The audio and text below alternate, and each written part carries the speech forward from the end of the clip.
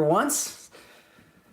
Yeah, some trade-offs streaming from my phone. I know some of you hate the vertical video, but a lot of you are probably tuning in from your phone. And it's a lot easier for me to just start the live stream and get going. A lot less commitment, a lot less setup, which is what I like about it. Anyways, how are we all doing today? Benji, so good to see you. Tuning in from the winner's circle, from up upon your throne. Is there anyone else out there? Let's see. It's 1 o'clock here in Southern California. Let me know where you're all tuning in from. You lucky handful who made it here. I promise you, or I'd like to hope, that it's going to be a pretty interesting live stream. The thumbnail was not clickbait. I am, in fact, going to face a very slight clickbait. It's not a chicken wing. It's a chicken tender, but it's a Reaper, the spiciest thing that they sell at Dave's Hot Chicken, and I've never had it, and I'm not very good with spicy food. So it's safe to say I fear the Reaper. I had their hot tenders earlier, and I think the Reaper is 2 or 3 levels higher. So I'm going to eat that at some point and probably become a total mess. Maybe that'll make things interesting. I aim to entertain. Hello, Magic Heiner from Germany. Good afternoon, 3D Medic Vince. Yeah, so just to break down what we're all doing here. I don't know how many of you are just happening to catch this, or whether some of you are actually interested in product design or Art Center College as a field of study. That's what I studied. That's how I ended up where I am, in part. Hello, Arzib from Mexico. Buenas tardes. Buenos dias. Anyways, as I've mentioned a few times here and there in streams and videos, I am moving studios quite soon. And in doing so, I was clearing out a lot of stuff. That includes a lot of my college work. So I basically have all here 4 of college work from my product design study. Models as well, some cool products, some cool, a good peek into what we were doing there. So I'm going to answer all your questions, if you have any, about what goes into studying product design. Benefits, regrets, whatever goes, goes. Let's see. We got a little crowd in here. It's good to see. You know, I got to banter while the crowd picks up so I don't have to explain what we're doing here over and over again. Are we lagging? Are we buffering? Oh, don't tell me I'm on the wrong Wi-Fi network. Ooh, I'm not on the 5G network. Will switching it ruin things? It's probably better to try now. Let's see what happens, folks. If I go out, we're going to have to rejoin on another stream real quick. But I'm going to switch my Wi-Fi network. Maybe? How bad is it? Do I sound okay? Do I look okay? Besides this shaggy haircut I just gave myself the other day. A real, yeah, it's something. You know, I wish I could say I pride myself in giving myself haircuts, but not so. It's an act of laziness and frugality. Not something that I'm especially proud of. Very hit or miss, my haircuts. Hello, Pedro from Spain. Juan. Okay. If you say it's good, it's good. It's easier for me. So, yeah. Are any of you college age or entering college anytime soon?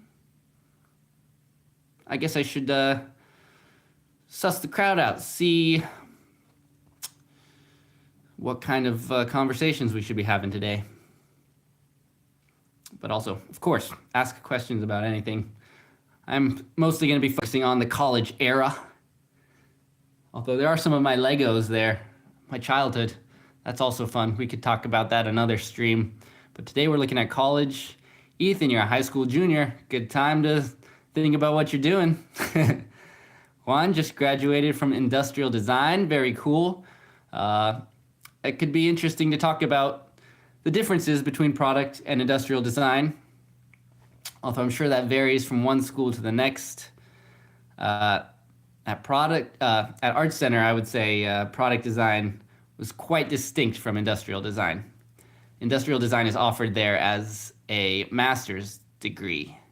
Product design is a bachelor's of science, not a bachelor's of art, because there's a lot of science involved, believe it or not. We can get into that too, looking through my notes.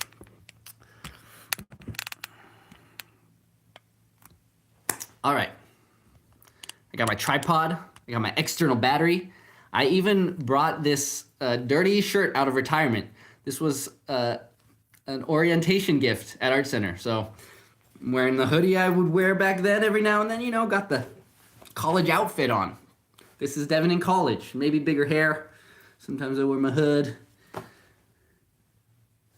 I wasn't saying cool yet, you know?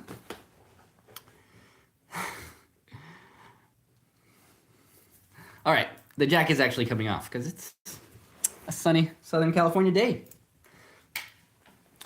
All right, where do we begin? Not too many questions yet, that's okay. They should come up. But I wanna start by showing you how I discovered product design. So slightly before college, but I went to OSHA, Orange County High School of the Arts. I studied visual arts in high school. And I had a few teachers there who were alumni from Art Center College, which is in Pasadena, about an hour from where I live. So of course there were some locals around. And most of them, in fact, none of them were product design majors. They were mostly illustration and maybe a fine arts major. But you know, visual arts, high school, there were a lot of traditional fine artists who ended up teaching there. Anyways, one of my teachers, shout out Miss Salazar, handed us this big, thick book one day. And this is what's the word for it? I don't know. It's the showcase for Art Center. Let's see. I don't want to lose the page because that's product design. Anyways, all kinds of cool stuff here that we could look through. You know, I don't know, what have we here? This also looks like product design, but it might be environmental design, which is a slightly different subject. There's photography, there's film, there's advertising, so on and so forth, but nothing caught my attention quite like the product design catalog. Yves Behar, famous alum from the product design department. You know, Crocs before there were Crocs. Art Center, ahead of its game. Yeah, some of this stuff looks pretty outdated now, but back in 2004 or whatever, when I first saw this stuff, it was blowing my mind. Just super cool, super wild looking inventions. And I always kind of wanted to be an inventor, but I didn't think that existed as a career anymore. So you might even be able to see a bit of my style and my personality in some of these other students' work, because it's kind of where I got started becoming serious about design. And really, seeing this book was my first exposure ever to product design at all. I didn't know it was a thing before. I mean, yeah, of course everything has to be made, but it's one of those things I didn't totally consider, you know? I knew about engineering, but product design, actually focusing on the aesthetics and inventing new things, filling unmet needs and so on. As we go through my work, we'll probably also talk about how aesthetics was often the last thing that we would look at or consider when designing products. Product design, it turns out, is as much a science as an art, as I was saying. Which, yeah, I think best thing to do is start looking into the work and talking about how I learn things, and you can learn alongside me at a rapid pace without having to go through 4 years of very expensive college. Just kidding. You might still want to go to college. Nowadays, I don't know. I'm not here to tell you to go to college. In fact, a lot of people are probably better off learning online, but Demilich, to answer your question, I did go to college. That's what we're talking about today. That's what we're going over. And, you know, I studied product design, which has definitely aligns with what I'm doing nowadays, but I'd say what I'm doing is also quite different from what I expected to do and from what my colleagues are doing nowadays. I don't know any other classmates who are running YouTube channels. Anyways, let's just get into it, because you can probably, a journey will unfold as we go through my work here. Starting with term 1 in 2012. So I've just got a bunch of my books out. I don't know. I haven't looked through this stuff in years, so we'll see what pops up. What do we got here? Random sketches. I think I probably combined a lot of classes. So I was drawing things from one class and thinking of things from another class. Here we've got some notes from my Way Things Work class. So yeah, first term was probably where I got the majority of my engineering education from Art Center, which is to say it was very limited. We didn't focus very much on, or focused less so on how things happen. You know, making things work. It's kind of like the Silicon Valley joke where product designers kind of just draw up some crazy sketch, hand it to the engineers and say, make it work. This is what it has to look like. It's got to be this thin, and the rest is on you. There's a little truth to that at Art Center. I mean, we were urged to research, you know, batteries, what you would need to fit, how to make things actually work, but there was definitely some imagination and some designing things to look good, and more importantly, to serve the needs of the people who we were designing for. All right, before we open up, let's read some comments. I should collaborate with Zach Friedman to create a product. Sure. Zach, one of the most hilarious YouTubers, I gotta say. He's on point with that little eyeball thing, feeding him lines. How much is him? How much is the eyepiece? Is AI already connected to his brain? Could be. Ethan, you're not sure if you want to go into product design or mechatronics engineering.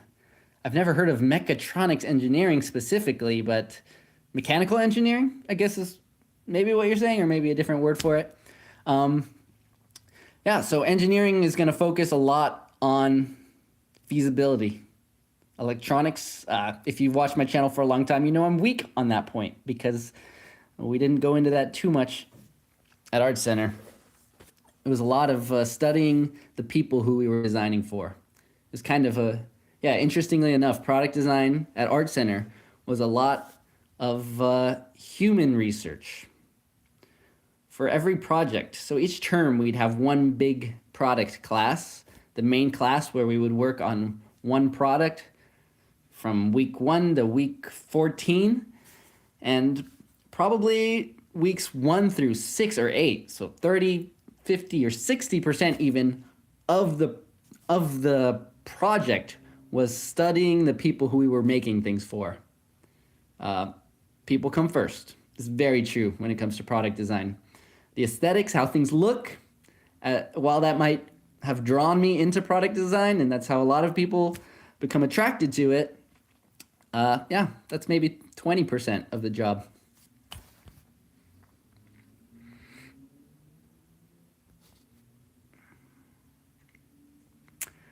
All right.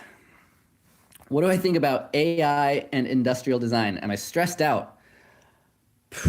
I gotta, I gotta say, I really wish it existed while I was at Art Center. It would have helped me with some ideation. There were weeks where we'd have to come up with 150 ideas in a week. And I imagine a lot of students are probably using AI nowadays to come up with iterations and ideas. Although, in the end, you still need the personal touch to finesse things. Anyways, enough of my face. Let's look through, once again, this is the way things work class. So this is where we basically, I think each week we had one project where we would tear something apart, do some electronics. So, we made our screw charts, learned about screw sizes, built a nightlight with some basic circuitry. Introductory topics, just so we have a basic understanding of things. So there's some reality to the products we design. So this is basically what I'm saying we didn't focus on too much.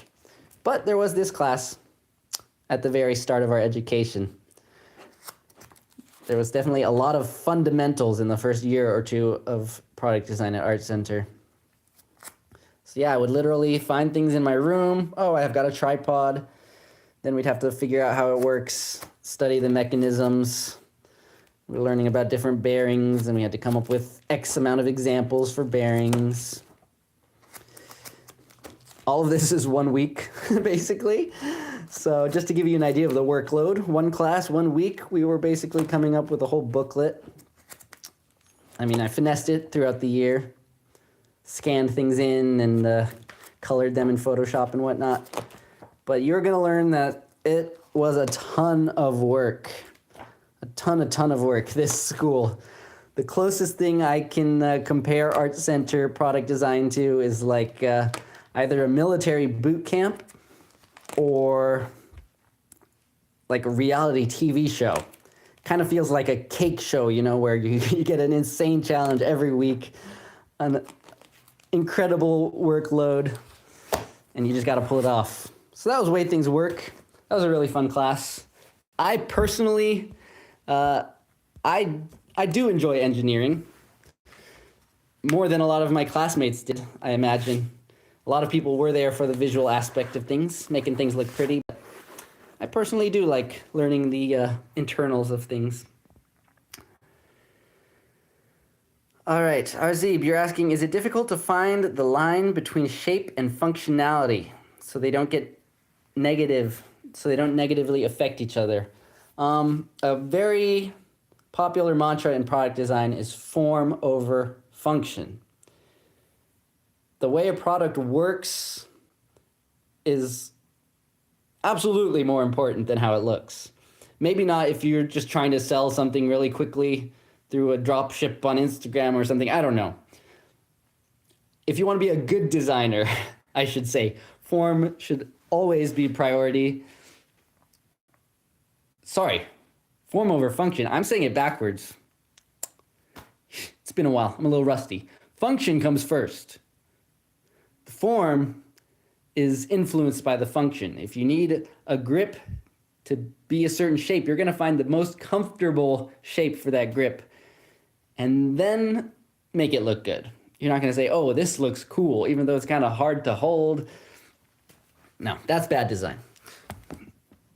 I'm not one to have strong opinions, but I think that's something I'll stand by. You definitely want your products to work well, first and foremost. Not a controversial thing to say. But what I found is that if you take the user into consideration, if you build everything around functioning as well as it can, then usually it'll end up being pretty beautiful. If you strip out all the unnecessary things and leave just what you need, you can get a pretty nice product. And there's usually still some way to put your own personality into it. I like to think I have a pretty playful design style. So in that sense, I actually maybe stood out a bit at my school. I was a little less refined, coming from a fine arts background. Thank you for the compliments on my illustrative sketch style. that also was different from what they were teaching us at Art Center a bit. And while we did have to learn the fundamentals later on in my career, my schooling career, I was encouraged to maintain my style to some degree because that makes me stand apart as a product designer. All right, let's run through some more comments. Yeah, user-centric design. Can't go wrong. What do you think of parents helping their kids get into hobby projects like making them grow amazingly into you? To go to school for 4 years is amazing. How much does that kind of thing cost for people? Cost. Ooh, Art Center is actually among the most expensive colleges in the United States, at least. So I consider myself super fortunate that I was able to go with financial support from my parents. I also worked really hard to get as many scholarships and grants as I could. At Art Center specifically, every term you could submit a portfolio for review and get scholarship money based on that. And with how much work we had to do, just the standard term, putting together a portfolio was unthinkable sometimes, but I tried to do it every single time. And I did manage to get a good amount of scholarships, but yeah, super expensive. And that's obviously something that you need to consider. We aren't born on an even playing field, so some of us simply will not be able to afford to go to Art Center College. But if you work really hard, you can get scholarships. If you prove to be exceptional, you can get a full ride. Or you can learn online if you're good at that. Personally, I've always been a good student. I need a teacher, or I don't need it. I'm an entrepreneur now, but I really thrived having people tell me this is what needs to be done. You have this long to do it. And as crazy as it was, I'd always pull it together because I aim to get things done. I don't know. I was a good student. Some people do not work in the classroom environment and they can still become brilliant designers, excellent business people, and so forth. Yeah, to be blunt, Art Center. I think one of our professors talked to us about it. One of our instructors. I don't know what defines an instructor or professor. Anyways, one of our teachers spent an hour or so talking about how insanely expensive Art Center is. And I think it came out to $400 an hour. If you think about how many hours you spend in class. And by some surveys, Art Center product design is the most expensive field and school you can go to because you also have to spend a lot of money on materials. We had to print these beautiful posters and presentations for every product we came up with. I have been frugal my whole life. I was raised that way, and so I was always trying to find ways to cut costs, taking materials out of the scrap bins, printing on cardboard and trying to make it part of the aesthetic of the product without looking trashy. That was an extra challenge that I took upon myself to really go as cheap as possible. And I think I probably did a good job. It's also how I ended up buying a printer, was to save money. As expensive as 3D printing was, back in 2014, I realized that I could save money by owning a printer, printing things for other students, and not having to pay $6 per cubic centimeter that they were charging at the print shop at school.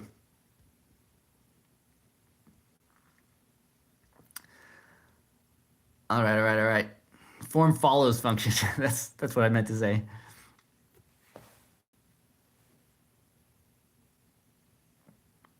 All right. Sorry if the sound's not perfect. YouTube wants us to test out this vertical feature, so I'm doing it. YouTube is my boss.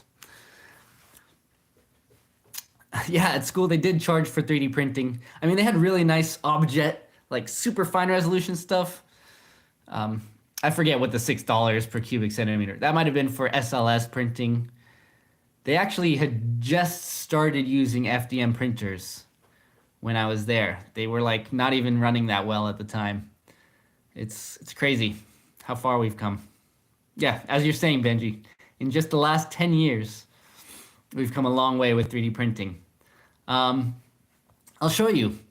You'll through my projects back here, you'll kind of see the progression of my interaction with 3D printing. So yeah, Benji, we'll get back to my first printer and whatnot, which is another thing I've been hoarding. My first printer is in the attic. It would probably take a lot to get it working. Anyways, let's see what else we've got here. Viscom, visual communication. This is still the first, oh no, this is fall 2013? I think I just had a typo there. I think this was still 2012. So here you can see the very introductory work we were doing. Learning how to draw perspective using rulers, but no pencil allowed. We were forced to do everything with a ballpoint pen. There were some rules that seem a little bit absurd. But hey, you gotta learn the fundamentals, right? I don't know. Some people will debate that.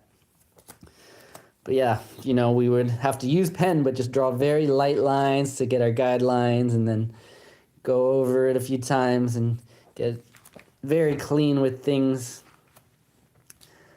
This stuff was torture, to be honest. And, you know, oh, that corner's not very round. That's gonna dock me. They were also very harsh graders, you know. They did not go easy. So if you got a little smudge, if it got too bad, I'd have to start over. There were probably some of these where I did 7 or 8 times the same drawing just because I accidentally smudged somewhere or a line got too thick.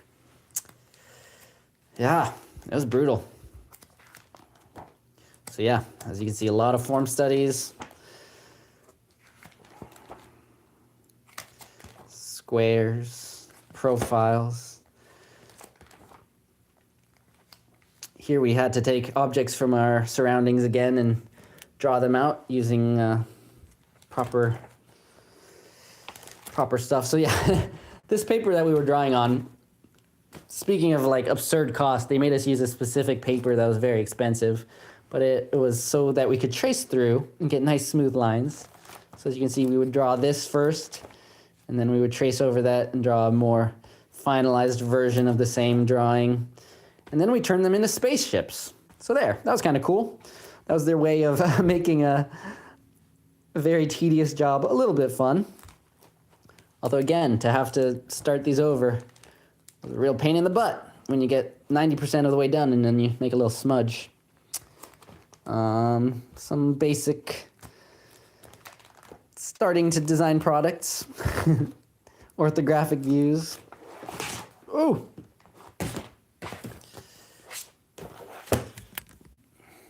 Kind of hard to hold my phone with this big battery I have connected. So yeah, I had to use 2 binders just to put in all my work from this one class. So here we introduced Copic markers. Again, I didn't want to spend the insane cost for Copic markers, so I bought the cheap knockoff ones and did my best to make it look good. But unfortunately, sometimes if you're willing to spend money, things can look nicer, or at least require less effort. Anyways, here's some weird designs that I had to come up with, just my own inventions. So this is where I was able to still be a little illustrative, you know, still got some of my style in there, but they were also very strict about how things had to be done, so less creative freedom in these fundamental classes. Here's the final, making a giant Arctic research vessel. Look at that, we had to draw treads, and it wasn't good enough to draw like once or twice. We had to draw a bunch of sections continuously. So there was my design. Huh. Gotta say, I do not miss that. I wouldn't say I regret either. Yeah, it was vellum paper, Ligna.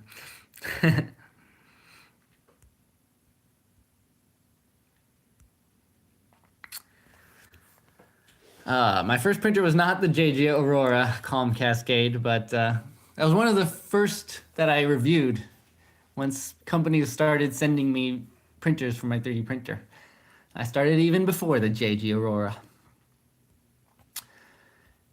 Jiang Quangbin, you're saying that you hear the waste material from object machines is now not accepted by the manufacturers because they don't know how to dispose or process them. That makes sense. So object printing, it would literally be like a beautiful, very accurate print, but it was suspended in wax, like candle wax, and you'd have to break it off and scrape it off. It was not super fun, but I'll have some object prints that I can share with you down the line too. Velociraptor, hey sis. She wants to know if I would enjoy teaching at Art Center. Some of the teachers hinted at that being a possibility for me, and I think I would enjoy it, except for maybe living in Pasadena. I think that was one of the main things that turned me off. I didn't like the idea of living there. It's a cool city, cool place to visit, and I enjoyed my time there, but not a long-term stay for me.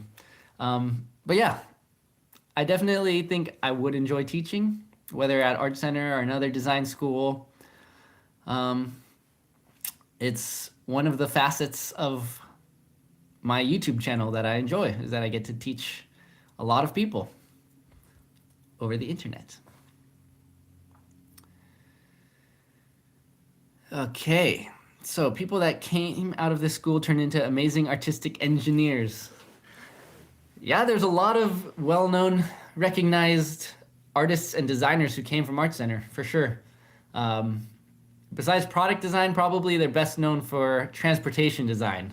A lot of famous car designers, like, I'm not really a car person, but I know one of the 2000 VW Beetle, maybe it was around 2000s. That was really acclaimed. That was from an Art Center alum. I think the like electric BMWs or something. I don't know. A lot of really nice car designs came out of there.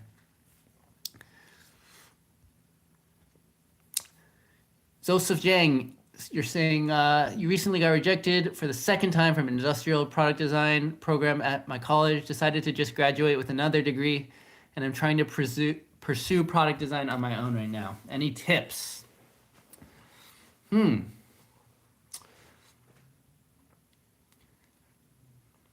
I mean, you can definitely learn a lot online. And the thing is, I kind of, just by happenstance, ended up going straight into content creation and making YouTube videos. So I didn't spend hardly any time like perusing the job market for product design. But I would say just try really hard to get an internship. A lot of people I spoke with at Art Center would say that, a year at an internship taught them more than their entire schooling.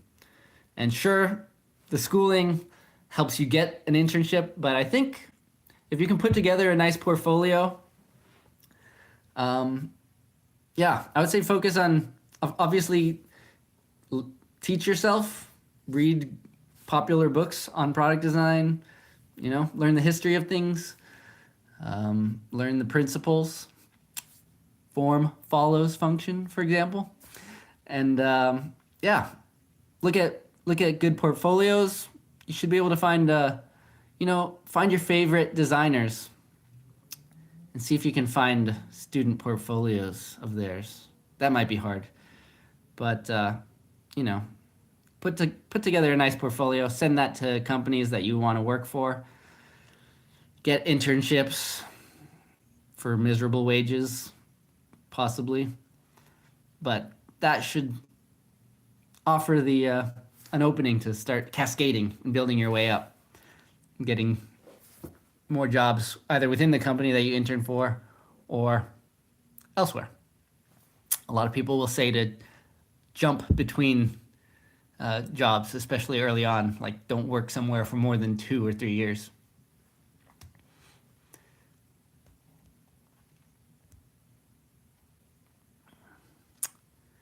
I probably need to get through this work more quickly. We're only on the first term, like the boring stuff. You all want to see the models and things. Design of Everyday Things. That's a great book. Yeah.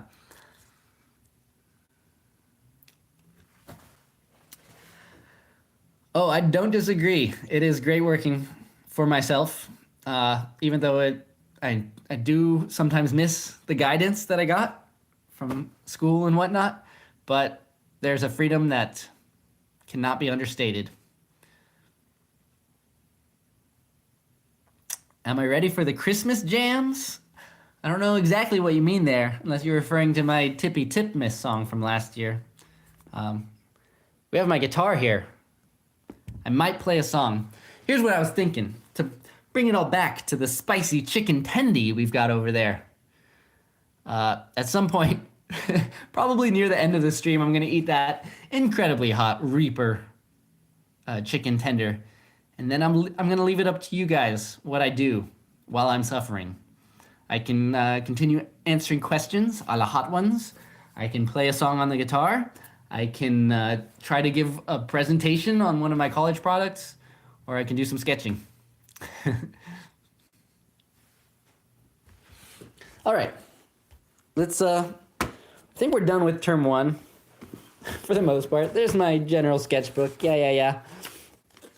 Although I will say, the guitar, speaking of the guitar, that was a term one thing.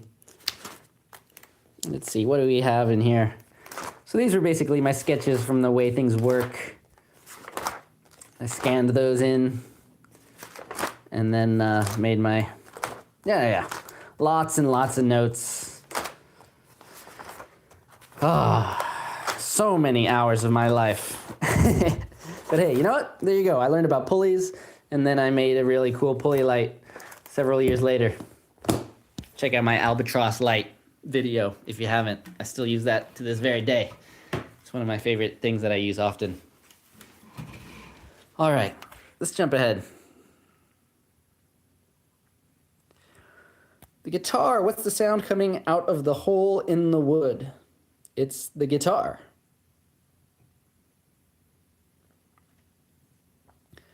Will my old studio be turned into a museum? Probably not.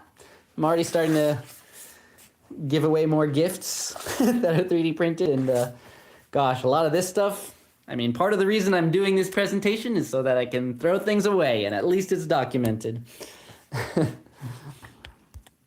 All right, term 2, 3D fundamentals.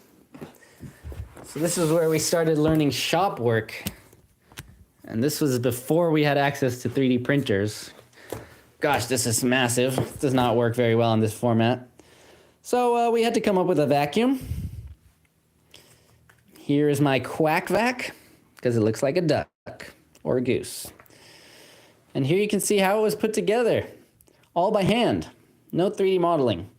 So we had this terrible foam, this very dense foam that's very unhealthy to breathe in, so definitely had to wear respirators a lot in these first years.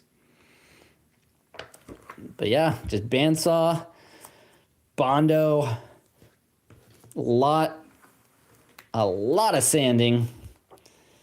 And yeah, I guess I can go ahead and show the real thing because it's probably my oldest model that I have here. And I gotta say, it looks nice. Early on.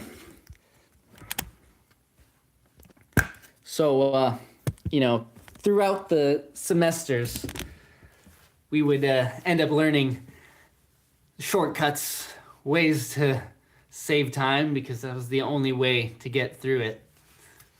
But when we were doing our first projects here, we had to do everything right, like the most proper way. So insane amount of sanding. They would, you know, shine lights on it and make sure everything is absolutely beautiful. We couldn't use cans of primer. No, we had to use an actual spray gun with a 2-part primer. Automotive paint. We had to go to like auto body shops, buy automotive paint and clear coats and everything. And I gotta say, it does look really nice. Is it worth it? Depends what you're making, but I do like this one, the Quackvac. Handle, it's not so great, it's a little fat, so talking about form follows function, this definitely could have used work, but this project was a lot more about shop technique versus making design that is super good. Another project that I guess I've already thrown away, I don't know what happened to it, but it was an x-ray arm like you'd have at a dentist's office. So there was a lot of work on the lathe. We would use pipes and like other parts, then just paint it and make it all into one thing. I don't know. Oh man, so much work. Here I was making plaster molds in order to vacuum form these clear parts. If I had a 3D printer, it would have been so much easier. But no, we were using PVC pipes and styrene sheets. Anyways, I forgot about this one. That was pretty cool. I like how it looks. Definitely looks like something that was in the catalog from 2004. All right, a continuation of study models. No, none of these models were functional COM Cascade. It was definitely just about creating like a visual prototype. So what's this? This was just learning about the different tools. Very basic like safety exercises. Nothing too insane. But look at that, little young Devin chopping things. Fun, fun. Made a candlestick holder, made some acrylic things. Polyurethane cool guy. We had to make primitive solids using foam core. This is the stuff you put your high school science fair project on. But we had to just use X-Acto knives and make really clean cuts and create these insane shapes. That was another somewhat torturous exercise. Here's a cool one. We used paper and foam core to construct helmets. And mine is right here. I got it all for you today, folks. This is as cool as it is. It's probably going in the trash after today. I did try to document it by 3D scanning it not too long ago. And it turns out it's actually very difficult to 3D scan because it's got very dark sections with dark shadow and then bright white paper on top. So capturing both the light and dark in a single scan is no easy feat. And also it's paper, so certain elements are paper thin. It's kind of the ultimate test for 3D scanning, I'd say. We might be able to get a better model just from creating a Nerf from this video right here. So let me get a full 360 in case the technology ever arrives. That'll let me make a cool 3D model of that. All right, enough of that. That's past. On top of that, we also had to take a household object and create very precise models of that. So I made a foam core version of this spray bottle. Again, we didn't have 3D scanners. We were doing this by hand and with calipers. And darn it, I still use my calipers. So that was a skill that was worth learning. Yeah. It's crazy stuff. I think I did use my scanner technique where I put the bottle on a flatbed scanner and tried to use that to get dimensions. Helped a little bit. And I've also got that. It's such a pointless object, but it was hard work and it's kind of fun. It's just a fun, silly thing, like a totally non-functional spray bottle. This one was hard for me to throw out. Also, the paint was like messed up, so it got this terrible texture on it. Probably got like a B- on that one because of that.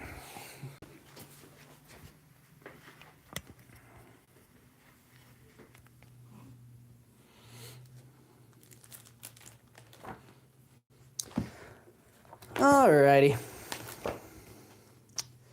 Here we did some kit bashing, which, you know, that was an interesting one.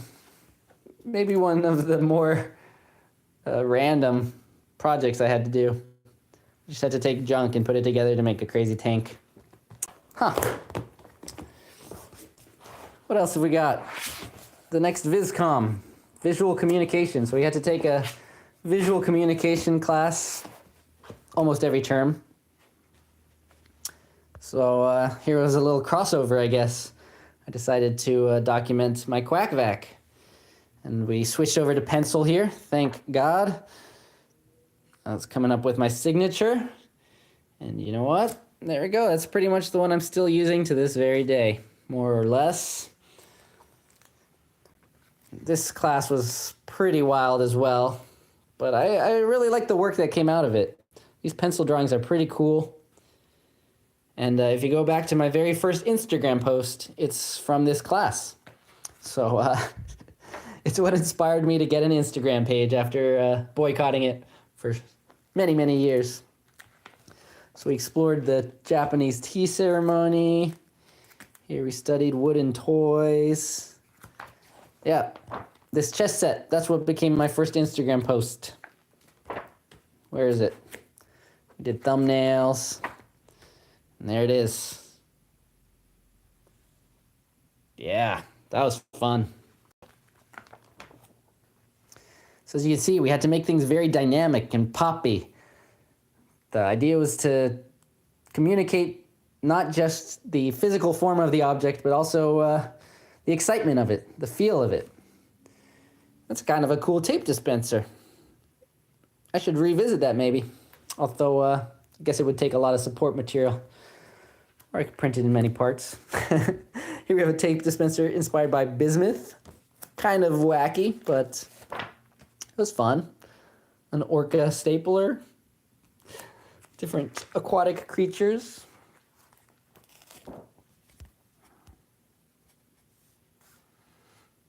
Pencil sharpeners, Art Deco. Kind of cool.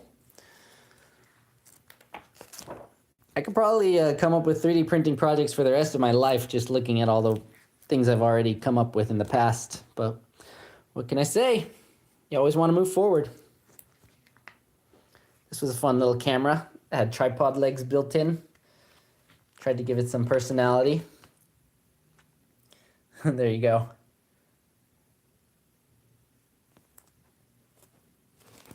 A behavioral study. So we had to give behavior to a product. Nice exploded view there. There's the hero image. Had to create one like stunning poster image every week. Again, yeah, each of these separate products, that was 1 week worth of homework. So even if the class was 4 or 5 hours per week, they aimed to give us like, I don't know, 40 hours of homework per class. Maybe that's an overstatement, but I don't know. I know a lot of fellow colleagues who just did not sleep. Luckily, I managed to get through college without even drinking coffee. Now I chug that stuff. So here we made some paper sculptures and then drew them.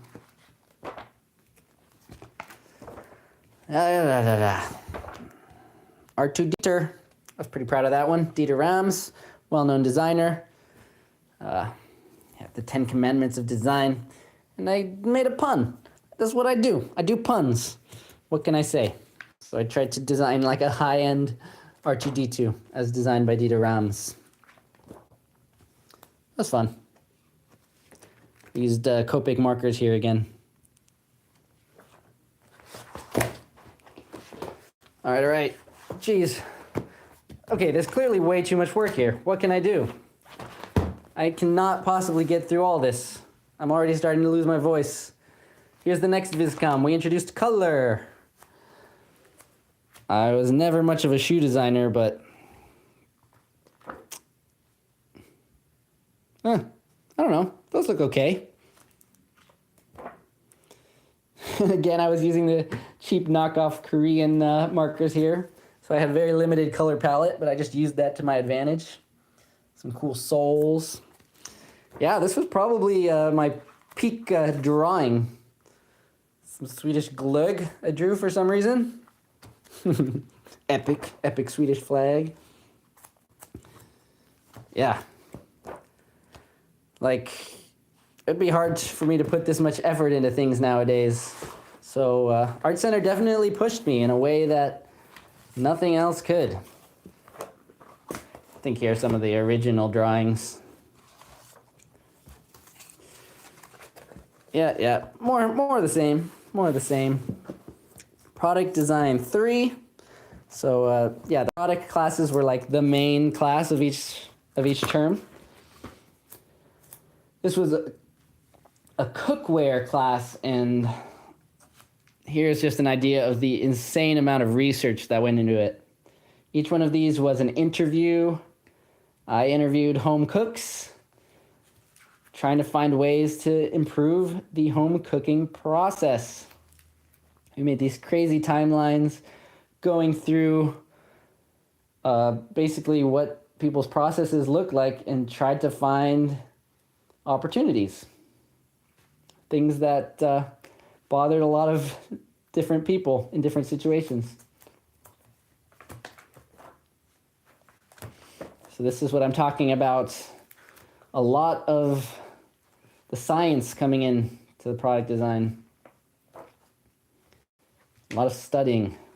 This was one of those classes where we had to come up with 150 ideas within a week. So we literally rolled out these massive sheets of paper and just started writing out ideas and connecting them to insights we had from our user observation. It always has to tie back to the customer. Here are some of the top ideas I selected. The refining process. All right, and I will show you some of my models from that class after I grab this water, because I'm really losing my voice here.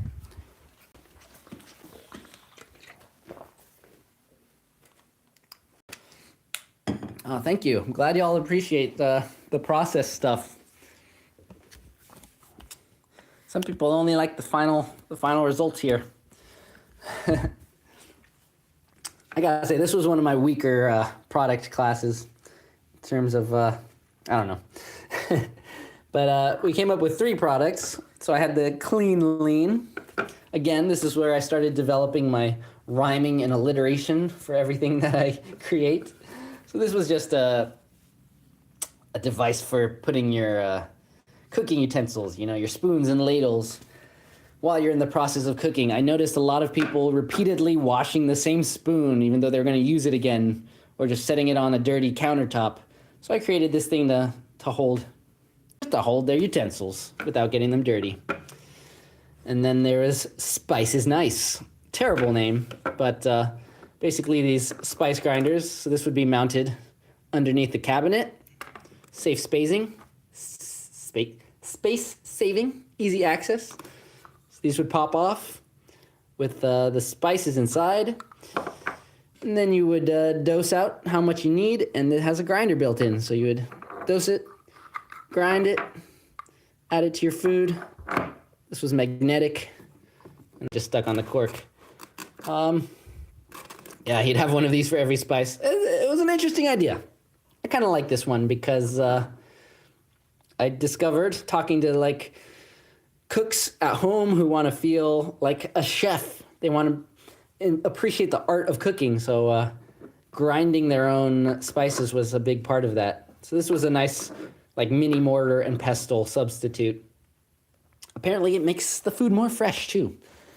So that was 1, 2, and the third product was a cutting board that was like a flexible silicone, but with a wire mesh inside so that you could bend up the corners to keep food from spilling off. That was something I observed a lot.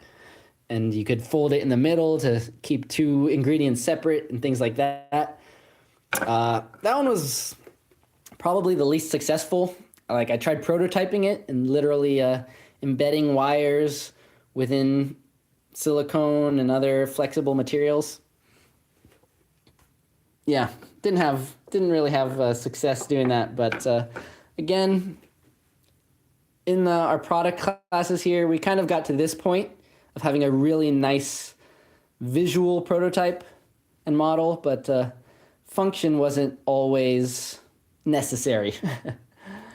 That said, if we go over to my next project, it might have actually been, I don't know which one came first, but this is one of my favorite projects from Art Center because it was children's toys, and as you can imagine, that's right up my alley.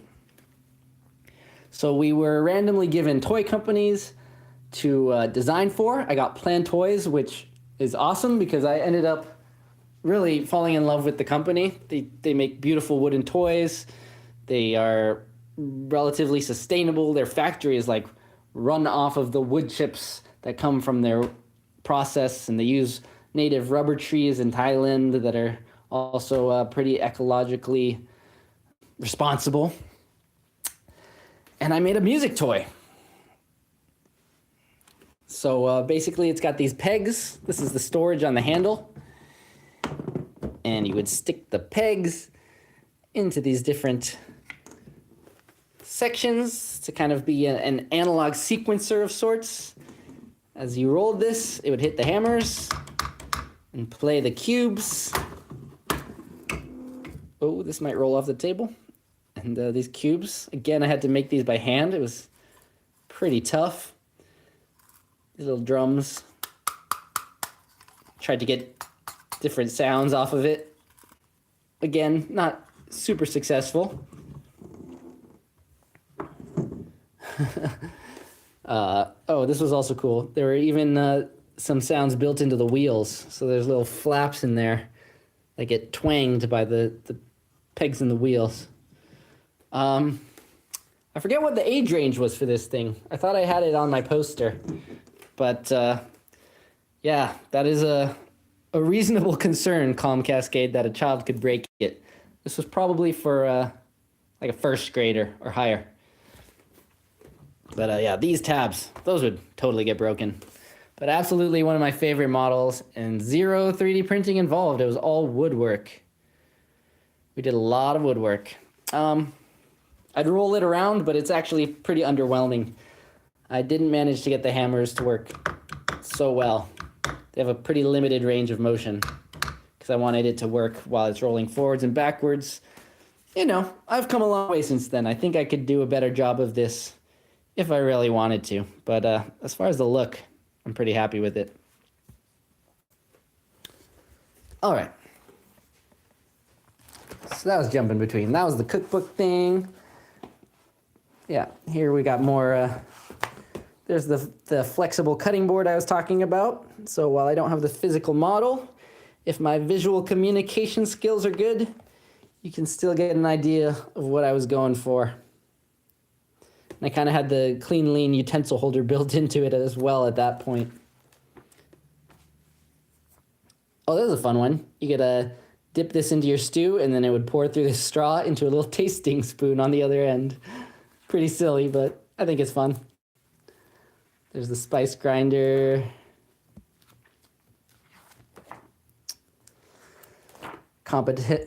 Competition research. Prototyping. Color, material, finish, CMF. Some orthographics, and so on. What else do we have here? Form language. This was more of this pencil drawing stuff, just trying to create expressive drawings. Another class that was quite torturous. An extremely strict teacher for this one too. She made multiple students cry, probably every year. That was a tough one to draw. Look at that, this twisting shape. Yeah, definitely a lot of challenging work. Oh my gosh, this whole stack is from 2013. I guess I took 2 terms in 2013, so we can't possibly go through all of that. More pencil sketches. Let's see real quick. This was for the cookware. There's our early mind map. we were also given companies for this. Apparently I was designing for Heath, which is a beautiful ceramic studio, and I would say I failed on that regard. My stuff did not look like Heath. There's that. So the push toy was actually term 2. The cookware came the following term, the same year. But look at this. Oh my gosh, what a fat booklet. And as you can see, a lot of research, looking at different brands, what they currently produce. We had to go to different toy stores. Went to child care centers. Went to homes. I don't know what parents let us into their home, but they just did. Went to playgrounds and watched children while trying not to be creepy. All in the name of design. So yeah, I had a lot of fun here. We've got a lot of different push-pull toys that I came up with. Again, I could spend a lifetime just going through these ideas here.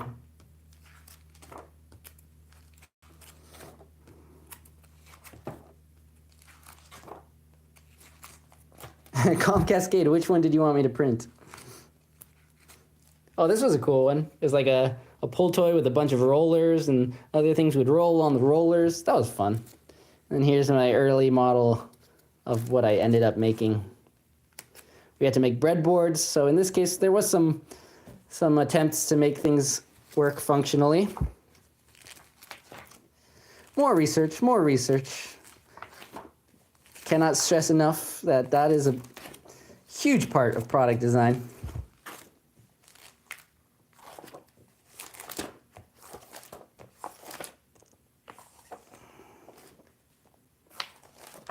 Yes, my forms.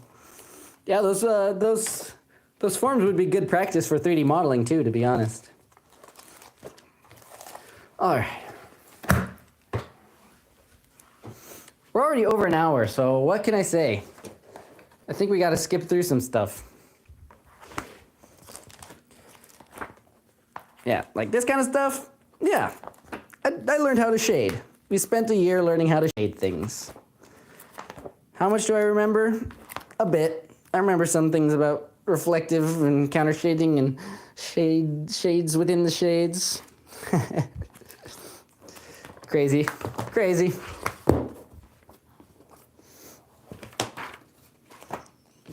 More child toy research. More Viscom. We were using charcoal here.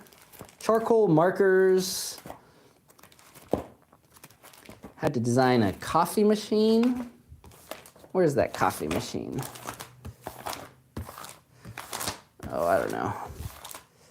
Oh, they're kind of, Brought it into Photoshop. I think I got a C in this class. And now I don't take it so harshly as I did back then. Could have worked on my cleanliness. Art Center, definitely stressed perfectionism. Some people will tell you that it's impossible to be perfect. At Art Center, they say, well, you better try. So here, I guess it was term 3 where we had this RC building class. We had to take an RC car and rebuild it as a new car. And I wanted to add extra function to it, so I decided to make an exploding car. And actually, many years later, I made a little video about this on my channel. So if you look up below, I don't know the name of the video, but there it is. This was when we first learned SolidWorks. So what better way to become an absolute SolidWorks wizard in 1 year than having to model every single part of an RC car and then build a new car on top of it. I will admit this did not really come out looking how I wanted it to. As you can see, that's a pretty weird looking car. And that was kind of a result of me not being able to model things exactly how I wanted them to look. Yeah. The organic shapes, it's still tough to this day, but it wouldn't look like that today. And I still think that was like underrated, that project. How fun would it be to have like RC car battles, like a Mario Kart battle where you have to hit each other and blow up the other cars? I thought it was a brilliant idea, but that video was, I remember it underperforming a lot.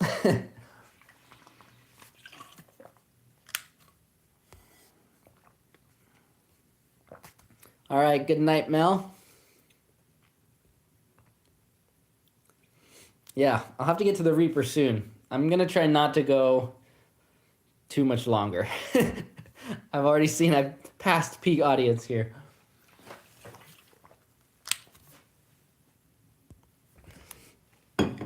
But just trying to get through things. Please, if you have any questions, ask away, because what can I say? This is so much. So here, you already saw these sketches in person. Here, I just scanned them in. And then darkening them a bit too much in Photoshop, by the looks of it. A lot of work. That's all I can say when I look at this. A lot of work. So Viz 4. This was a fun one. We would take a field trip. It was a Saturday class, and basically we would meet up at a zoo or a museum or an aquarium every week somewhere else. And we did drawings from life. So this was really cool for me, because before I wanted to be a product designer, I always thought it would be so cool to be a science illustrator. A job that has kind of died out. But yeah, how cool would it have been, like in the 1800s, to take a trip to the Amazon and have to sketch out and document things before cameras existed? Dream job if I ever become a time traveler. So here we went to the Arboretum in Pasadena, one of my favorite childhood spots. Peacocks, cacti, and then we'd also have to create one product based on what we saw that week. So I made a couch based on a gourd, it looks like. Yeah, got the gourds hanging outside and the couch.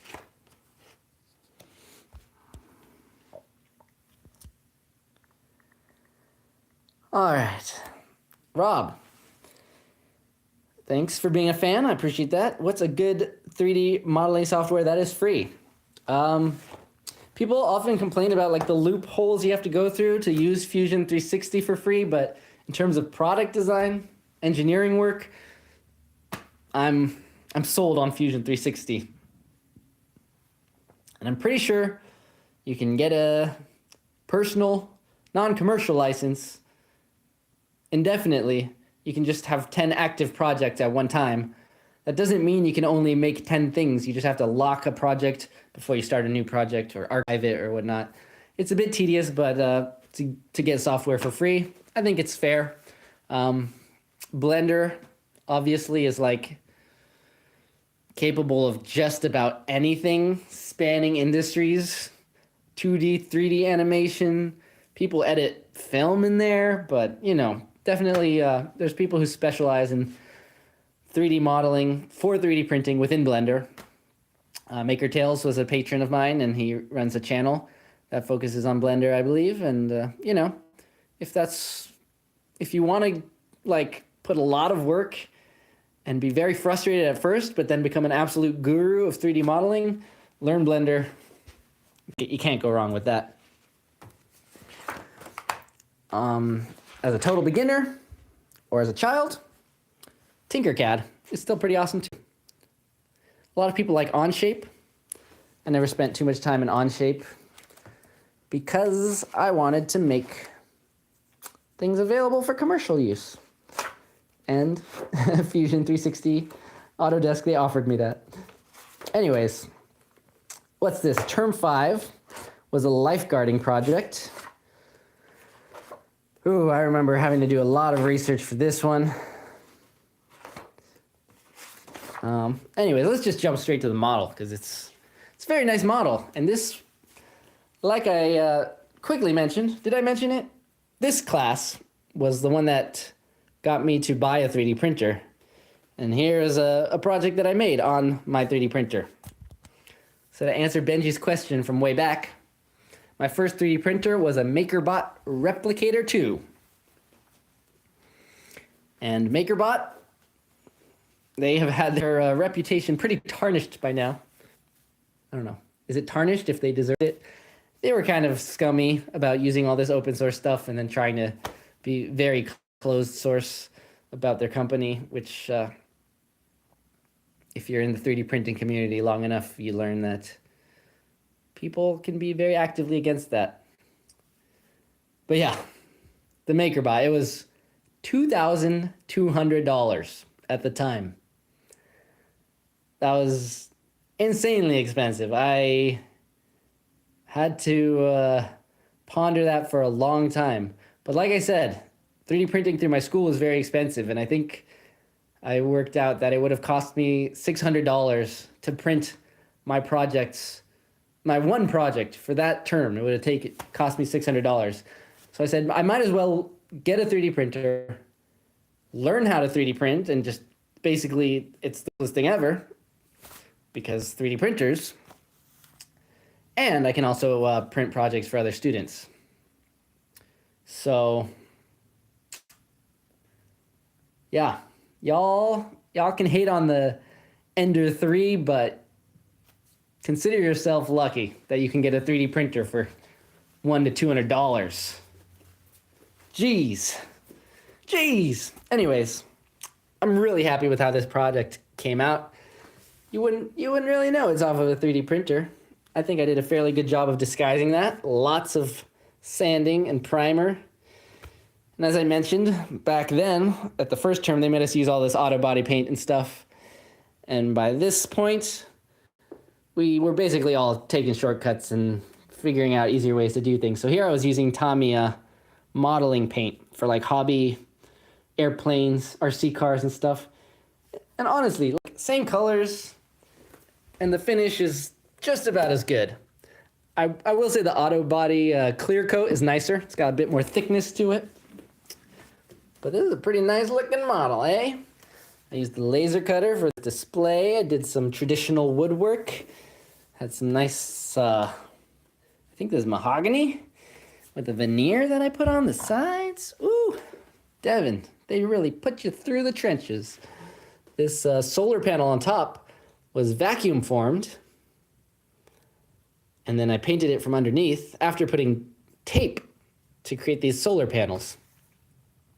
It was really fun. You had to be inventive to make models that looked good. Here's one of my first prototypes. Here you can tell that it's 3D printed. This thing looks like a hot tamale, but there's some of the function. I guess I can tell you a little bit about the product here. So this was, like I said, lifeguarding was my subject. And I wanted to come up with a lifeguarding robot that could take some of the pressure off of lifeguards. Well, I should clarify. That wasn't my goal. With all these classes, you can say, okay, I'm going to create something for lifeguards, but you don't go in saying, I'm going to make a robot for lifeguards, because you don't know what lifeguards need until you've done the research. It was the research that informed me that this could be an interesting opportunity as a product for lifeguards. So, here are some destroyed panels from my final presentation. So I talked about some of the research I did. Here was a lifeguard at my local Huntington Beach. And we learned that a big part of a lifeguard's role is just talking to swimmers and educating them, instructing them, calling them out of a rip current, this or that. It's not too often that they have to go in, blaze of glory, jump in, watch stuff. Whoops. You can tell I'm getting over this stuff. Yeah. From many different lifeguards I spoke to, police chiefs down to junior lifeguards, I learned that a lot of it is just talking to people, and that could be challenging. And I personally stood, out in the water while a lifeguard tried to talk to me with their megaphones, and you can't even understand what they're saying. So I still think that's a problem.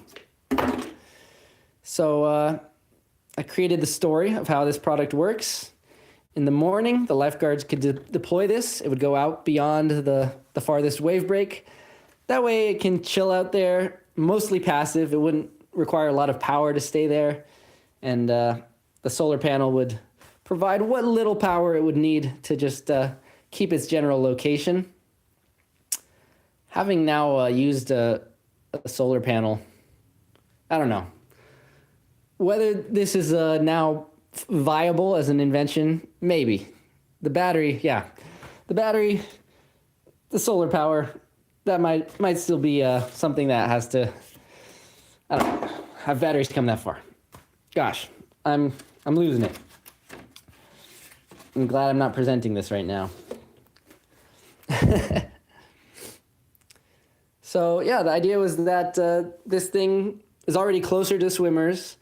Lifeguards would be able to communicate to this thing and have this communicate to the swimmers. And it would do that using some fun technology. This was my favorite discovery, was ultrasonic speakers. Again, whether this technology could actually work well in this situation is hard to say for sure. I sure didn't prove it. But I don't know if y'all have seen those ultrasonic speakers. It's been almost 10 years since I read about them, but I still haven't heard about them since. But apparently there's this company that makes a panel speaker that you point it at someone, and it'll sound like it's coming from, like it's whispering into their ear. Nice, clear, directional audio. Maybe that's what they're using in that giant sphere in Las Vegas. Anyways, yeah, ultrasonic, but apparently audible. I don't know exactly how it works. But yeah, apparently it vibrates the air molecules right next to your ear, so it can sound like it's right here, and cut through the commotion of the ocean. That's a good line, commotion. I wish I would have used that. Would have really worked out during my final presentation. Anyways, as I said, form, how it looks. Well, I was pretty stoked on this wacky looking robot.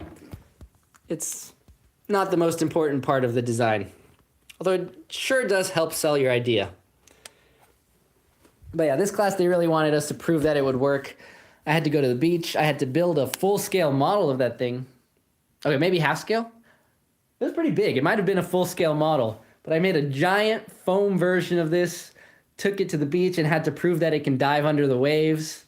That was kind of the point of this giant, the submersible motor that could change its depth and kind of duck dive like a surfer does, so that the waves don't just carry it back to shore. I lost my train of thought. Anyways, should I eat a spicy piece of chicken or what? I think I should. I think it's about time to eat chicken.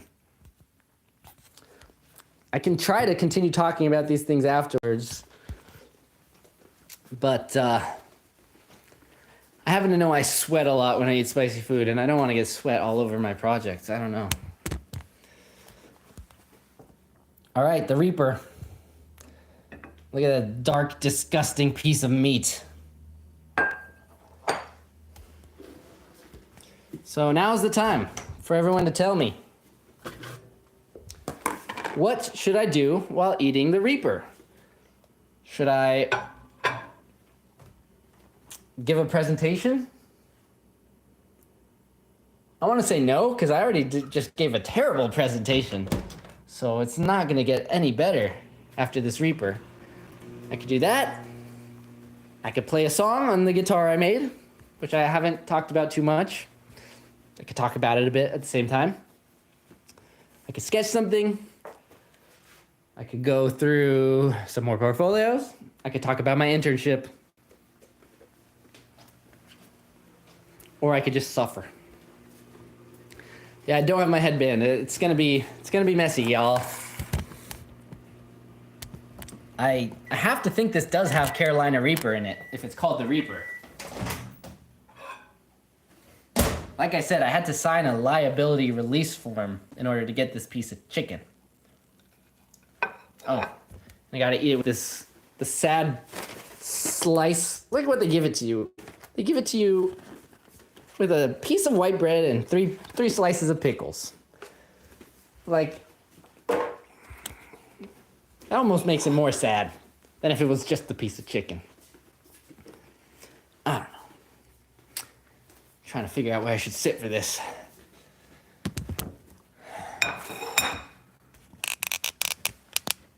I should try to solve the astrolabicon. Now that's a good one. Solve the astrolabicon after I eat a spicy piece of chicken.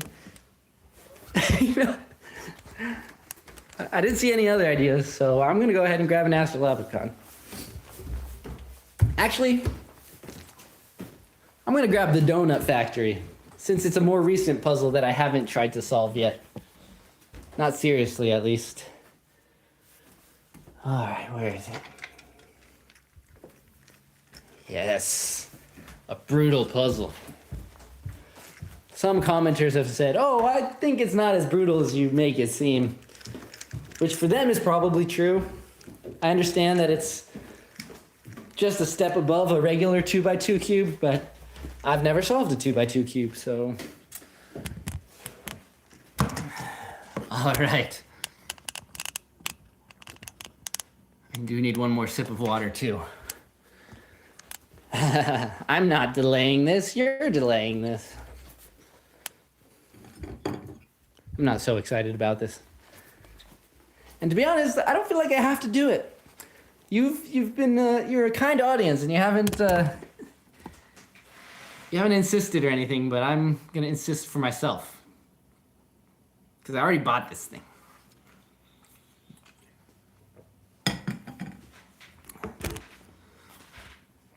All right. I don't have Diet Coke, and I don't have a fire extinguisher. Just going in. Bon appetit.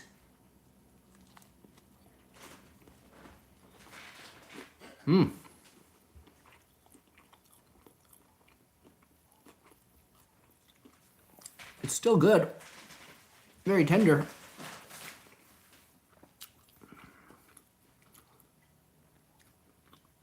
And quite spicy.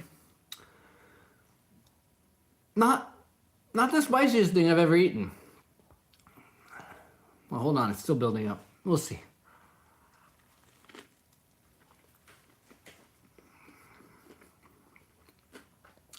This is from Dave's Hot Chicken.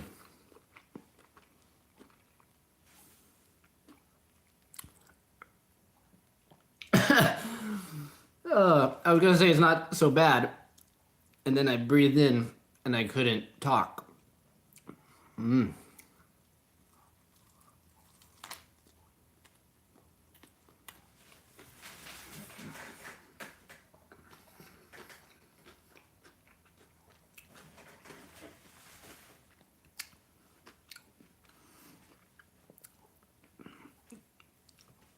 Yeah, it makes me not want to breathe.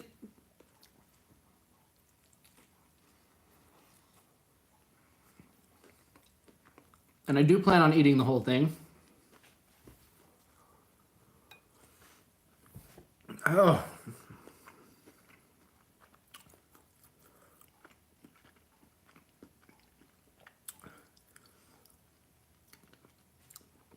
Wow. Respect to Hot Ones guests.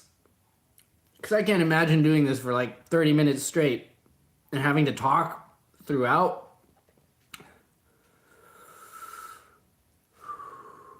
Whew.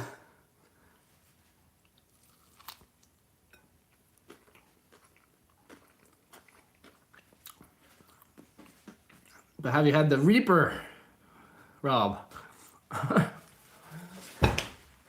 Oh.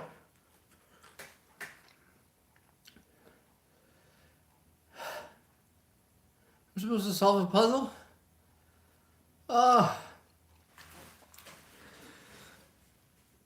I'm starting to develop a headache. This is miserable.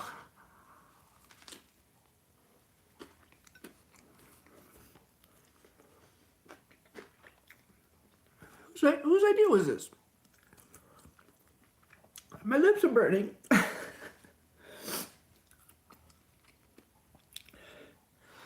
Oh, I don't know if it's building up or if this half is just more loaded. Because now it's getting hard. It's getting hard to do anything. This might have been a bad idea.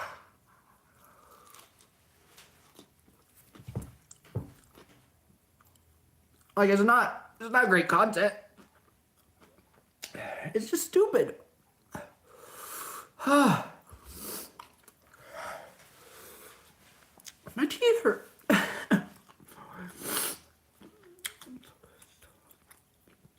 What's WH? Watch hours. Oh.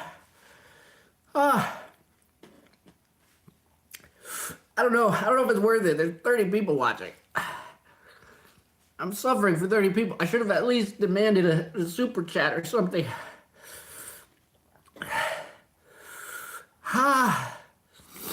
Oh, the sweat is starting. Just wait. It's going to become a torrent.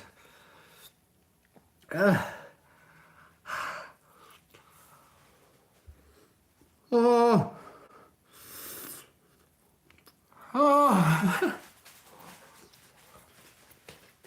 The lips are the worst.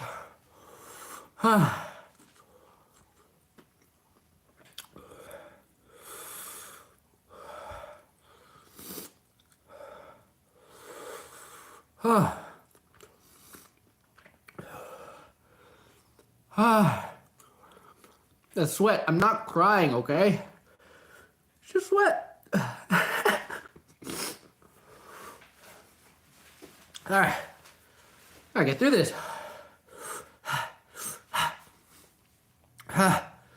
Oh, your body just tells you not to keep going.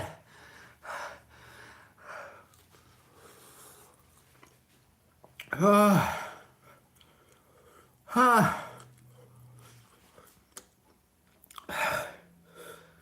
think they definitely put more spice on this side. After like the first 3 bites, I thought I was gonna be so chill. I thought I was gonna have to fake it, but no, it's bad.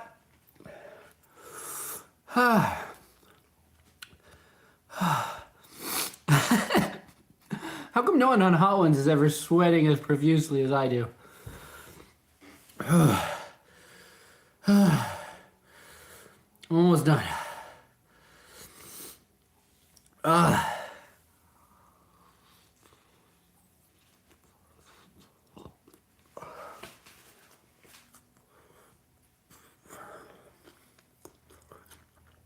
My gums hurt. My lips. My teeth. I feel like my sweat is spicy. Oh.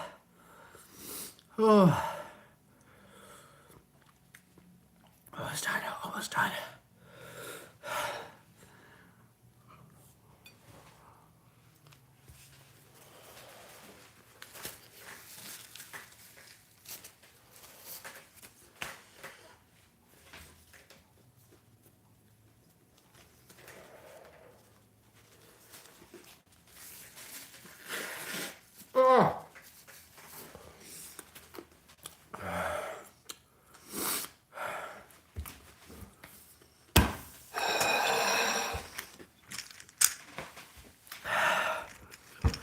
Puzzle.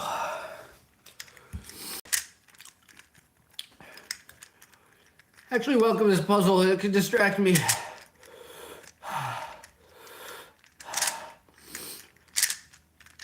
A good distraction. Okay. Whew. Starting to get a little delirious.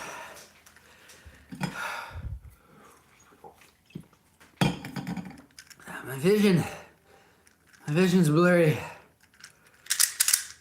Alright,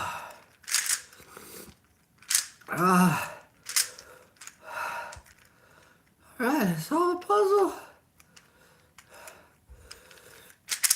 Okay.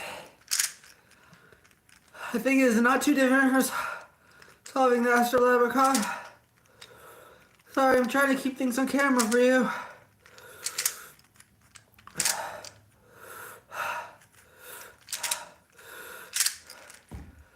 Boom.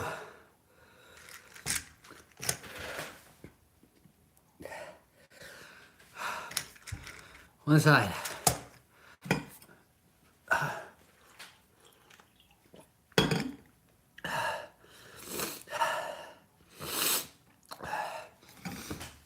Oh God. Well, I was right. I don't want to do this anymore. I don't want to talk. Talking hurts. Thinking hurts.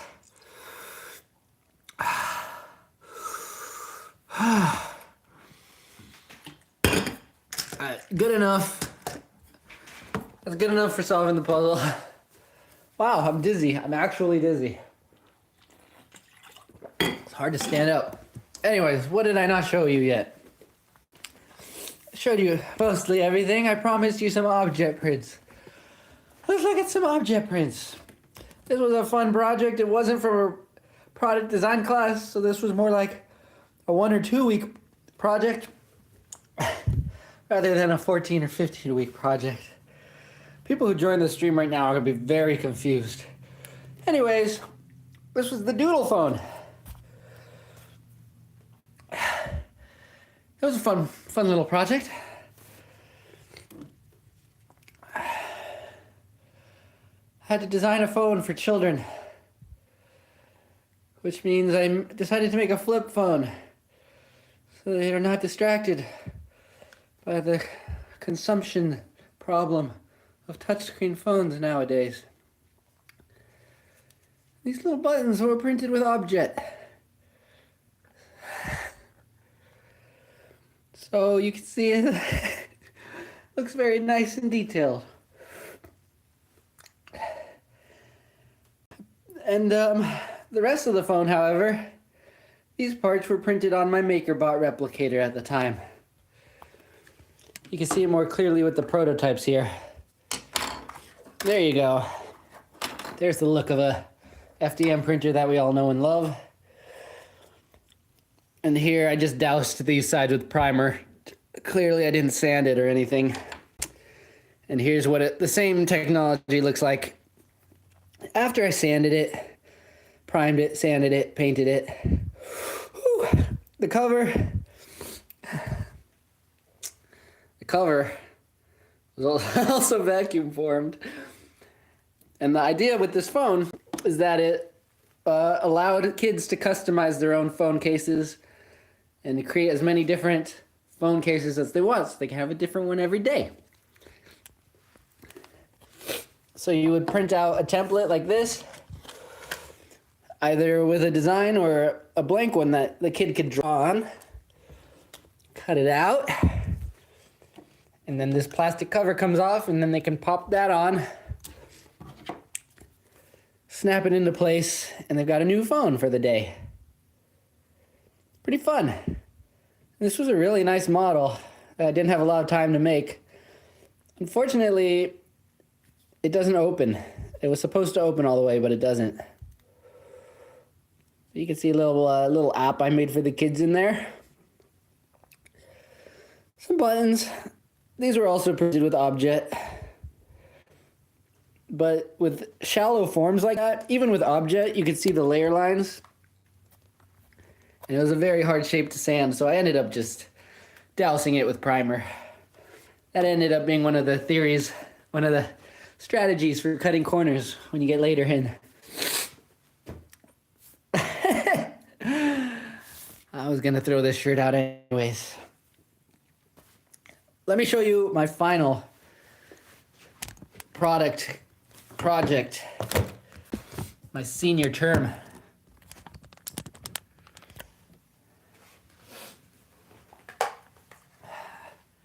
This was another thing that I printed out on my MakerBot with lots of sanding and modeling paint. This is called Visceral. It's an accessory for VR.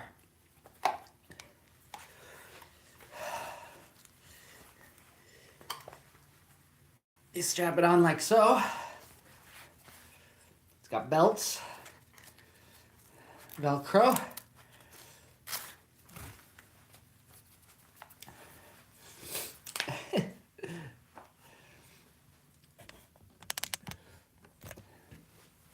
Bam.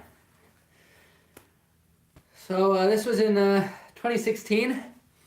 VR was pretty small at the time. The HTC Vive was relatively new. And I was always about new technology, so I wanted to try something with VR. And I actually did not want to spend several $100s to buy a VR system, and I didn't have a PC at the time that could run the HTC Vive. But my instructors insisted that if I was going to do a final project based on VR, I had to get a VR headset and try it out myself. Which is fair. That is what design is about. It's about becoming the consumer as much as you can. I'm wearing this wrong. I think the strap goes on the other side. No? This is right. Anyways, this one could have used some work too, I think. But the idea was to make a VR tool for artists. And the thing that I noticed was lacking in VR was the feedback, the sense of touch. While VR, you can definitely feel immersed in it. You can get lost in VR. When you're interacting with models, you know, they're just floating apparitions in thin air. So to make them feel more physical, I designed Visceral, which is this system of cables that had brakes built in, as well as sensors, so the whole thing would be tracked in order for it to respond to the 3D model and basically create resistance. So this would be your stylus, a sculpting tool. It's meant to be held like a stylus, or it can also be held like a chisel or a paintbrush. And basically, you know, if you're sculpting something, you would feel what you're working on, which I know I interviewed mostly artists for this. I couldn't find a lot of people who were in VR yet, because like I said, it was pretty new. Although I did some online interviews with people who were working in VR to get feedback. Anyways, I didn't make a video about this. I was meaning to make a video. Since this was senior project, it was when I had just started my YouTube channel. So I actually did document some of the printing and painting and sewing and all that work that went into this model. I swear I'm wearing this wrong. Let's go like this. Ugh.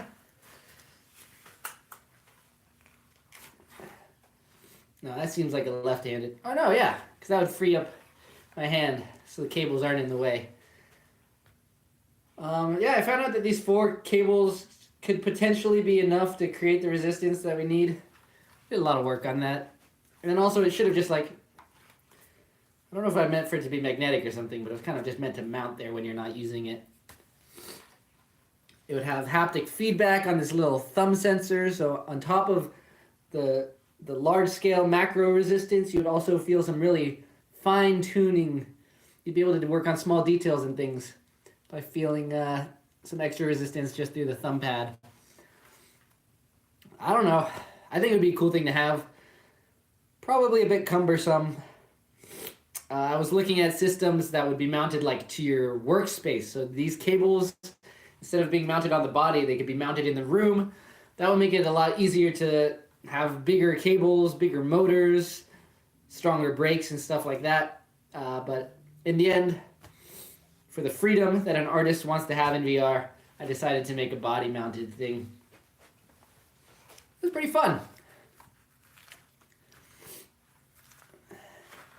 And a cool model too. Yeah, this was all printed on my MakerBot. Yeah. Filler primer that you can get at an auto body shop. It's about as good as it gets for filling up the layer lines. Several layers of that. Sanding like crazy. It's a lot of work, but you can get some really beautiful models. Nowadays, I basically avoid all that. I try to embrace 3D printing. The layer lines are part of what makes a 3D printed product in the sense of how I'm making things nowadays. Here's an earlier prototype, unpainted. You know, that was my attempt to present something. While I'm still suffering from this hot wing, I'm getting over it by now. That was a good distraction. I'm actually glad I didn't just sit there. Also, here's another design I came up with, a light. This was a manufacturing class, so it was from the earlier terms. So it was less about the design and more about just learning how to make things. 3D modeling, this was one of my earlier SolidWorks designs. I think it's a pretty cool light, although the wood was very expensive. So I didn't want to go thicker than, what is this, an inch and a half? And because of that, you can see the LEDs. They're not diffused quite enough because there's not enough space between the LEDs and the acrylic panels up front. Oh, I also took a sewing class. I'm just trying to get through all my random things that I have here. One of my early 3D pen videos, the 3D video, I did some add-ons using the leather burning and 3D pen pulling technique that I kind of invented at that moment. I think it was probably my invention. Using plastic 3D pen on leather and then peeling it off to create these light spots. I don't know if that works with other kinds of leather or I just happened to have a nice leather here, but that was pretty cool. I never did get zippers for it, so it's got these blue paper clips that I just found. Goes well with the blue stitches that I did. My attempt at an accent color and, you know, maybe not the most successful. Kind of a weird choice I made. Another sewing project was this little over-the-shoulder bag. And let's just sit down on the floor here. I want to do more sewing. I mean, sewing is one of the more stressful things I do. It is hard. You just can't wrap your mind around it sometimes. You really got to plan it out. But there's something super cool about having soft goods. What was I going to say? Oh, I also took an illustration class. Later on in my education at Art Center, once I got most of my credits done, I was encouraged to take some classes from other majors. So I took an illustration class for pattern design. And that was cool because we got to do some prints onto felt, some direct-to-garment printing. So I came up with the mushroom and fungus themed patterns. So this is like a mycelium net. I think that's a pretty cool one. Here's a bigger piece. Never really did anything with these pieces. I could have made something, but I thought this was a pretty successful repeating pattern. Like it's hard to see the repeat. I guess you kind of can see it like there, but yeah, creating repeating patterns is fun. Something you can just do with AI nowadays, I know. Here were some fun triangles. You cut these out and sew them together and you make tetrahedrons, little stuffed shapes. I think I gave some to my niece or nephew or someone.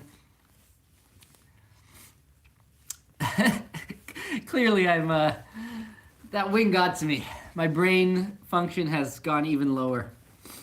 Here's a blown up version of that mycelium pattern. And here's another one that was more just like sticker book style. A bunch of different mushrooms I drew in Illustrator. Here's another repeating pattern that's random but pretty fun. Just a bunch of hands. So these were all, they were sketched out, but then they were created in Adobe Illustrator. All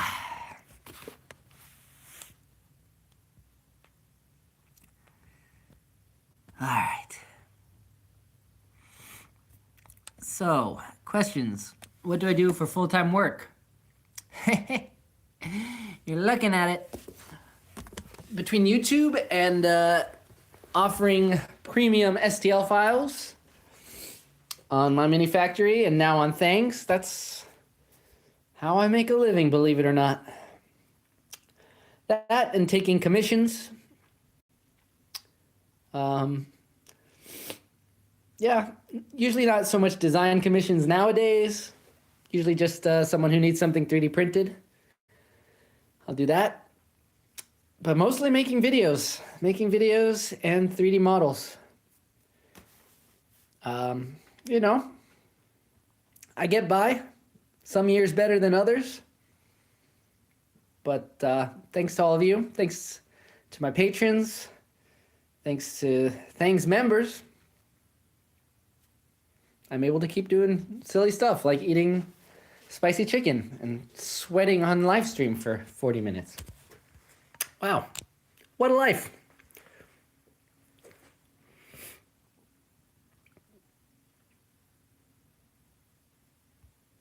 Yeah, I did make that light. Sorry, I'm reading through older comments now, catching up. Yeah, this light, I made it in 2013, I think. Completely learning SolidWorks. That one I did get help from my from the wood shop. So the CNC work, I modeled it, but someone else planned it out on the CNC for me. Begrudgingly. The shop guys there were pretty grumpy sometimes. Anyways, all right. Yeah, the backpack. This backpack was super cool. I was pretty proud of it, but it doesn't wear well. Like, it kind of hangs weirdly, so I don't actually like it as a backpack, unfortunately. That was a lot of work and stress. It was really cool having access to an industrial laser cutter. But one of the final things I want to cover is in 2014, I was selected to go for a study abroad in Japan. And that had to be the most influential moment at Art Center for me. I mean, I learned a lot there, but beyond the classes and stuff I took in Japan, just living in Japan for, it was just over 100 days. That was like a crazy life experience. If any of you are ever so lucky to be able to spend an extended period of time living among a totally different culture than when you were raised in the, or maybe it's just Japan. Maybe just go to Japan specifically, because it was absolutely beautiful. I don't really know what to say about it, but I highly recommend it. I got to do a lot of like just walking around and exploring and connecting with nature there. Older architecture. I really like Japanese architecture. I love the way that they their brickwork. Most places brickwork is staggered, you know, but in Japan they really like to do it on a grid. Or at least tile work. I guess grids, they do that for functional reasons, but maybe not so for tiles. I don't know. The Japanese grid tile work, I love it. I love a lot of the things they do. Japanese design is very thoughtful. Anyways, this program was also amazing. It was a interdisciplinary program where we teamed up with students from Tama University in Japan. And they have traditional trades there. So while they also have a product design department, we teamed up with some of the craft, I don't know the proper term, but on my team I had an environmental designer from Art Center as well, and then a glass blower from Tama University. So I actually got to do my own glass work. This is the first item I ever blew from glass, this little sake cup. And I think it's pretty good. The bottom's not the cleanest, but you could drink out of it. Anyways, beautiful place. Love Japan. Let's see. Oh yeah. Here is here are the lights that I came up with. So like I said, we had Lei Takeuchi from Tama helping out with the glass blowing. So we were able to actually come up with ideas and realize them and make real lights with the real glass, which is something that would have been super hard to do at Art Center. So these glasses were super cool. We blew the glass and then pressed it against cold steel, which caused that surface to contract and create these crazy ripples, kind of like this piece that I took home. Although this is one of the less impressive ones, but definitely a cool piece of glass. Look at that. Pretty cool. And even crazier when you shine light through it. So this was all about exploring light. But yeah, we created these ripples, shined light through it, and created a really awesome texture onto the surfaces. And these were the lights we came up with. They were displayed at Milan Design Week in Italy or whatever. I don't know, a prestigious place. They were really cool lights. It was an insane amount of work, and I think these are some of the most designery looking things I designed. Nowadays, there's a lot of similar lights out there. But I think we were pretty much on the forefront with this kind of branching bulb look. I don't know what I'm saying. We also made these self-reflecting lights, which I actually also have physically here. These, I think they were less successful. I mean, it looks kind of like a video game crystal or something. But the idea was we did the same technique of putting a surface against the steel, which is, it's hidden here.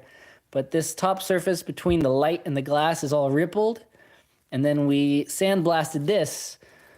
So the idea was that the light would shine through that rippled surface, refract in its crazy natural way, and then project that onto this glass, all within this solid piece of glass. It doesn't do that too much. Let's see if I can light it up. Do, do, do, do, do.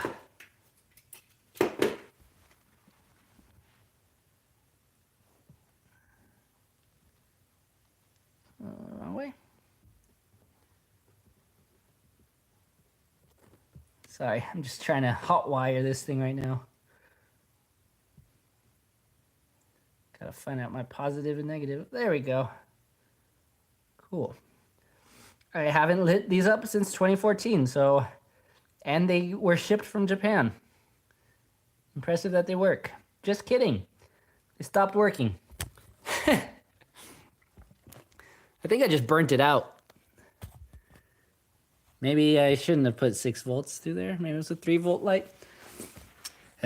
Whoops. Stored that for a long time for nothing. Anyways, I'm rambling. Let me know if you have any final questions before I wrap this up for y'all. But thanks for hanging out. I'm gonna swap bodies on my guitar and play a song for you anyways, even though I'm done with my hot wing. Because I didn't talk about my guitar. I did make a video about this though. It was also one of my first videos on the channel. A guitar with swappable bodies. So it's good for travel and for creating different sound. Ooh, that was the wing. You can put different bodies on it to make different sounds. Have like infinite guitars in one. You could also just stick it onto random things like cereal boxes and chests and make cool custom guitars. I think it's a fun idea. Didn't end up producing a great sound. Definitely could use more work. That was my first term project, so one of the first things I built at Art Center. Let's see. Share the first gigs that involve creative design, how you slowly build up when you're starting out. you don't have all the tools, maybe tips. I mean, today I've basically shared my college journey in a weird, fragmented way, but I started my YouTube channel, I think the final year of college. So that's a good way to just, if you want to go back there and watch those old, very rudimentary videos, you can see where I started out. I don't do it very often, but I've come a long way.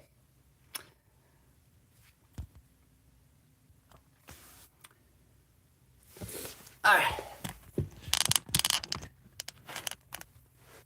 I'm gonna try to swap out a body on this guitar, because this is the one I 3D printed for the channel, and it's very heavy. It doesn't sound too good. So I'm gonna try out some of the foam core bodies I made, which were the ones I actually made during my first term in college. See if that sounds any better.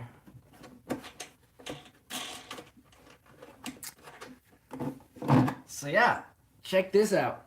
The way the guitar works is it's just got these 3 threaded spikes, and you just stab it onto anything you want to turn into a guitar body.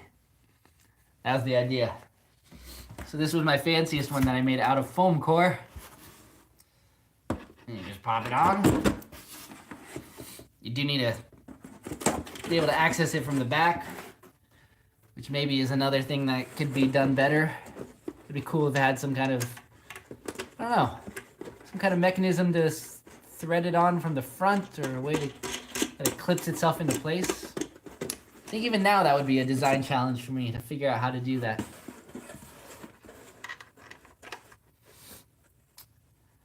What is my long-term plan?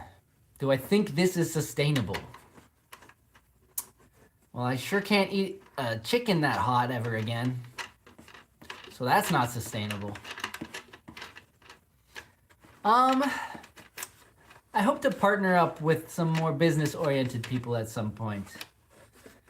I have ideas that I'd like to bring to market, although I also really enjoy staying in the 3D printing space. You know what? I go back and forth in what I want. So my long-term plan doesn't really exist. I'm kind of on a get by as long as I can type of mentality.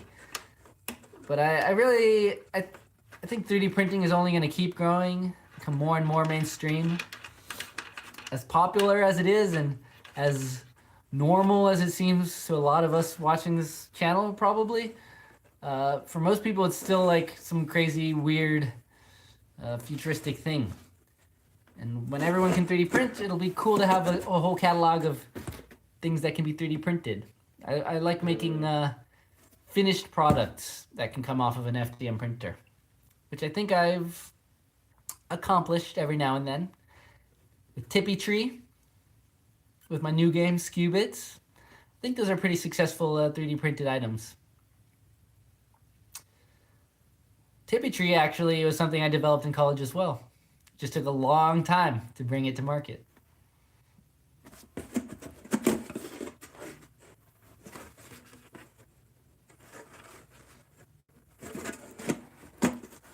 All right, let's see how this foam core body sounds. Oh, it's got the pick. I was like, that got way worse somehow.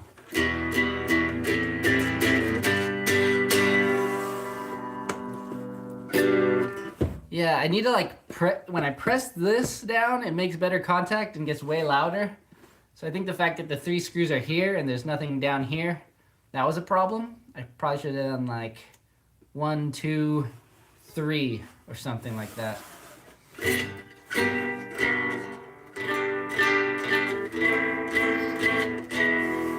But I still think it sounds nice. It's got like surprisingly good low notes, and the fact that it's quiet makes it a nice little practice guitar.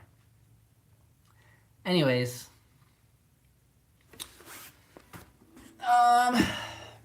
wow, 2 hours. We did it. we did the 2-hour stream. And I went through a good amount of my work. Unfortunately, I should have rushed more through the early fundamental stuff so that I could have showed more of my like near graduation stuff. But I still think I showed a lot of, I don't know, I showed the best stuff. I showed the models, which is the most interesting to look at, and some of my best sketches as well. So now I'm gonna play a quick and dirty song to finish it up. And so I can do something at the end of this song that I've always wanted to do.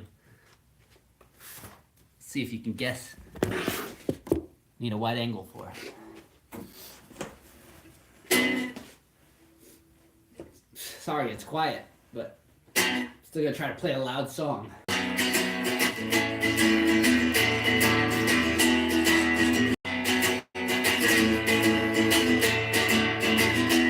Should have tuned it.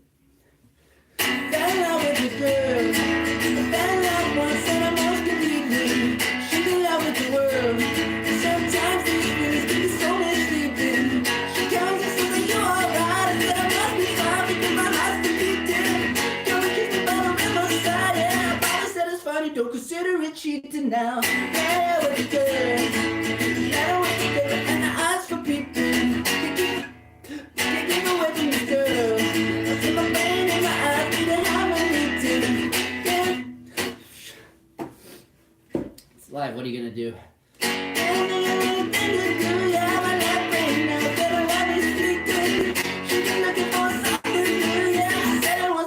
But it bears repeating now.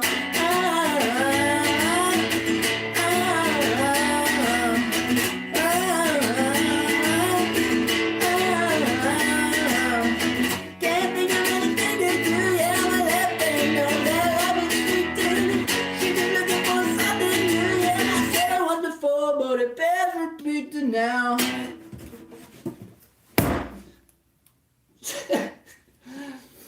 That was the whole point of that. I wanted to smash the guitar, but I should have known that foam core doesn't really smash.